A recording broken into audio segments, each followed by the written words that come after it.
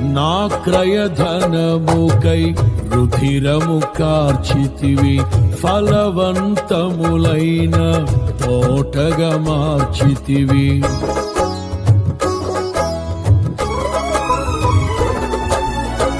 నా క్రయధనముకై రుధిరము కార్చితివి, ఫలవంతములైన తోటగా మార్చితివి.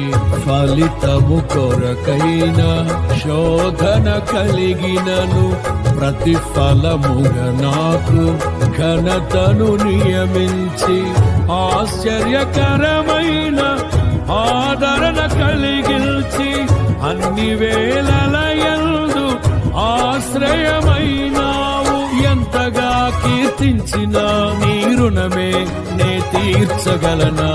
ఇదే కదా నీలో పరవశం.